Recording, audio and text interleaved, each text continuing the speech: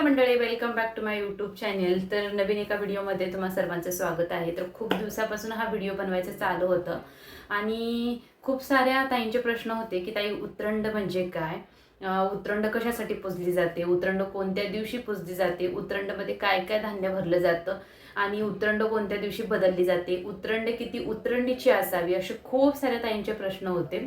तर मागे मी आपला एक शॉर्ट्स व्हिडिओ पोस्ट केलेला होता उतरंडीचा. तर त्यावर खूप साऱ्या ताईंनी मला हे प्रश्न विचारले होते. तर खास हा उतरंडीचा व्हिडिओ आहे आणि देवघरामध्ये उतरंड असायलाच हवी. तर कशासाठी असायला हवी? खूप जणांच्या घरामध्ये ना उतरंड असते, काही काही जणांच्या घरामध्ये उतरंड नसते, काही जणांना त्याचा अर्थ माहीत नसतो, काही जणांना उतरंड माहीत नसतं. तर ह्याची मी तुम्हाला सविस्तर माहिती सांगणार आहे. तर व्हिडिओ स्किप न करता शेवटपर्यंत नक्की बघा आणि त्यासोबत तुम्ही आपल्या चॅनलवरती नवीन असाल तर आपल्या चॅनलला मात्र नक्की सबस्क्राईब करा. चला तर मात्र वेळ न घालवता आपण व्हिडिओला सुरुवात करूया. तर बघा, उतरंड म्हणजे काय? घरातील कुंभ रिता राहू नये म्हणून देवाकडे केलेलं मागणं म्हणजे उतरंड. जेव्हा द्रौपदी आणि पांडव वनवासात गेलेले होते तेव्हा ते एका पर्णकुटीमध्ये राहायचे. तेव्हा काही ऋषीमुनी त्यांच्या पर्णकुटीमध्ये जेवण करायला आलेले होते, भोजनासाठी आलेले होते. तर त्यांच्याकडे जो काही धान्याची बरकत होती ती त्यांच्याकडे नव्हतं. ऋषींना जे काही ते अन्न शिजवू खाऊ घालणार होते त्यांच्याकडे काहीच नव्हतं. पण जेव्हा उतरंड होती, उतरंडीमध्ये फक्त एक तांदळाचा शीत होता आणि द्रौपदीने श्रीकृष्णाचं नाव घेतल्यानंतर उतरंडीमध्ये खूप सारी भरभराट झाली आणि जे की ऋषी त्यांच्या पर्णकुटीमध्ये भोजनासाठी आलेले होते ते जे की अन्न खाऊन त्यांनी असा छान असा ढेकर देऊन ते त्यांना आशीर्वाद देऊन गेलेले होते. ह्या मागचं खूप मोठं हे रहस्य उतरंडीचं आहे. चला तर मग तुम्हाला दाखवते उतरंड कशी असते आणि उतरंडी किती कुंभाची असते. तर बघा, उतरंडी ही अशी असते. तर अशा एकावर एक छोट्या अशा उतरंडी असतात. तर इथे बघा अशी उतरंड असते.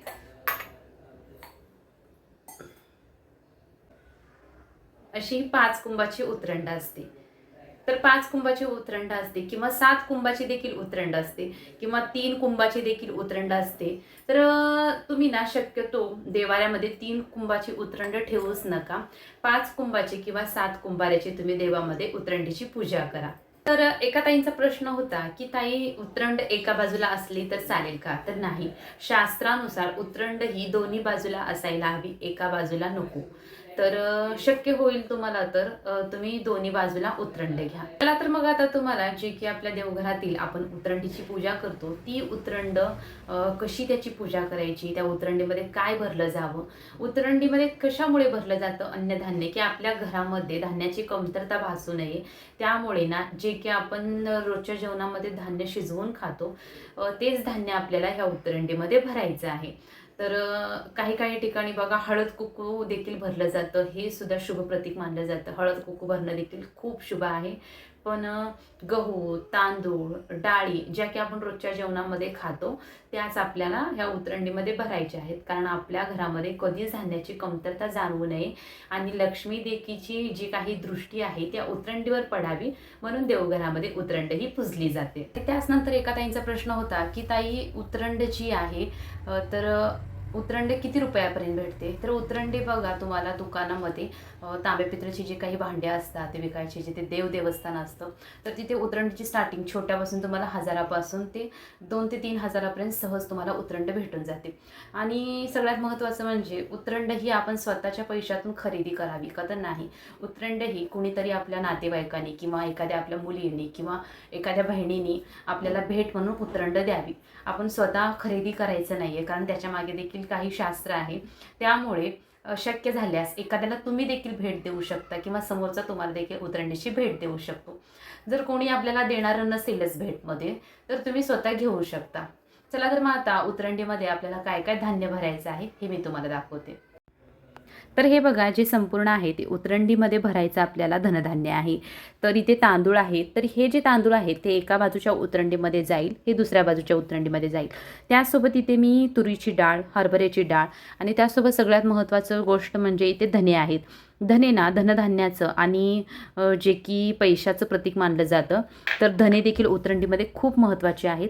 आणि त्याचनंतर इथे काही मी रुपयाचे नाणे घेतलेले आहेत. जर तुम्हाला शक्य झालं तर तुम्ही हळदी कुंकू देखील भरू शकता किंवा गहू भरू शकता किंवा मुगाची वगैरे डाळ तुम्ही भरू शकता. प्रत्येक उतरंडीमध्ये तुम्हाला एक एक धनधान्य भरायचं आहे. तर सगळ्यात महत्त्वाची गोष्ट आपल्याला हळदी कुंकाचं लेपन करून घ्यायचं आहे. आणि त्याचसोबत ही जी उतरंडीची स्थापना तुम्ही देवाऱ्यामध्ये कोणत्याही दिवशी तुम्हाला करायची नाही आहे. तर देवाऱ्यामध्ये ह्या उतरंडीची स्थापना तुम्हाला पौर्णिमेच्या दिवशीच करायची आहे. पौर्णिमेच्या दिवशी स्थापना करायची, पौर्णिमेच्या दिवशी धनधान्य भरायचं आणि पौर्णिमेच्या दिवशी महिन्यातून एकदाच तुम्हाला ही उतरंड खाली उतरवायची आहे. तर इथे बघू शकता ज्या की उतरंड आहेत तर त्याला इथे हळदी कुंकाचं मी सर्वांना लेपन लावून घेतलेलं आहे. तर आता उतरंड कशी भरायची हे मी तुम्हाला सांगते. तर सर्वात अगोदर आपण खालच्या उतरंडीमध्ये तांदूळ भरूयात. तर आपल्याला इथे संपूर्ण भरून याच्यामध्ये तांदूळ भरायचे आहेत. उतरंडीमध्ये तांदूळ किंवा तुम्ही गहू देखील याच्यामध्ये भरू शकता. तर इथे बघा 5 मूठ मी इथे तांदूळ भरलेले आहे उतरंडीमध्ये. त्याचनंतर ह्याच्यावरची जी उतरंड आहे तर ह्या उतरंडीमध्ये तुम्हाला जे की डाळी असतील तर इथे मी फोडलेल्या डाळी घेतलेल्या आहेत. जर तुमच्याकडे अख्ख्या डाळी असतील तर तुम्ही अख्ख्या डाळीसुद्धा घेऊ शकता. तर याच्यामध्ये मी तुरीची डाळ घेतलेली आहे. त्याचनंतर 3 नंबरच्या उतरंडीमध्ये तुम्हाला संपूर्ण जे की 5 उतरंड आहेत त्या 5 उतरंड्यामध्ये तुम्हाला भरून तुमच्या घरातील जे काही तुम्ही धनधान्य वापरता ते तुम्हाला भरायचे आहेत. म्हणजे लक्ष्मी देवीची जी काही दृष्टी आहे, कृपा आहे त्या उतरंडीवर पडावी म्हणून ही उतरंड देवघरामध्ये पुजली जाते. तर आता 3ऱ्या उतरंडीमध्ये इथे मी हरभऱ्याची डाळ भरणार आहे. उतरंड देवघरामध्ये असल्यामुळे आपल्याला घरामध्ये अन्नधान्याची कमतरता कधीच भासत नाही. तर बघा ही जी 4थी उतरंड आहे तर ह्या 4थ्या उतरंडीमध्ये जे की रुपयाचे नाणी मी घेतलेले आहेत तर ह्या 4थ्या उतरंडीमध्ये ठेवलेले आहेत. तर तुम्ही कमी जास्त नाणे देखील ठेवू शकता. तर इथे उतरंडीमध्ये नाणे ठेवलेले आहेत. तर आता जी 5वी महत्त्वाची उतरंड आहे तर त्या 5व्या उतरंडीमध्ये आता जे की धने आहेत तर हे धने मी ह्या उतरंडीमध्ये भरणार आहे. तर धन्याला देखील शास्त्रामध्ये खूप मोठं प्रतीक मानलं जातं. तर उतरंडीमध्ये धने असायलाच हवेत. पण बघा जेव्हा एखाद्या पूजेमध्ये वगैरे आपण पाहतो ओटीच्या सामानमध्ये तर धने असतात. तर धने देखील धनधान्याचं प्रतीक मानलं जातं. त्यामुळे उतरंडीमध्ये धने असायला हवेत. ते बघू शकता ही जी आहे ही 5 कुंभाची उतरंड आहे. तर कधीही तुम्ही 5 किंवा 7 कुंभाची उतरंड घ्या, कधीही 3 कुंभाची उतरंड घेऊ नका. तर आता बघा ही उतरंड देवघरामध्ये कशी पुजायची हे मी तुम्हाला दाखवणार आहे. तर आता संपूर्ण जे की उतरंड आहे याच्यामध्ये धनधान्य भरलेले आहेत कारण धान्याची कमतरता वाटू नये म्हणून.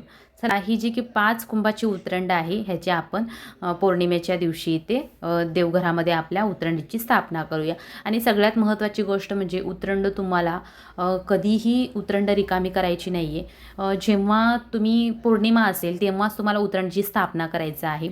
आणि जे की आतमधलं धनधान्य आहे तुमच्या रोजच्या जे जेवणामध्ये ते तुम्हाला वापरायचं आहे. त्यानंतर तुम्हाला नवीन त्याच्यामध्ये धान्य भरून ठेवायचं आहे. तर उतरंडीची स्थापना ही तुम्हाला पौर्णिमेच्या दिवशीच करायची आहे. तर इथे बघू शकता जे काही आपले देवी देवता असतील तर त्यांच्या दोन्ही बाजूला आपल्याला उतरंडी ठेवायची आहे. उजव्या बाजूला आणि डाव्या बाजूला दोन्ही बाजूला आपल्याला ही उतरंडीची स्थापना करायची आहे.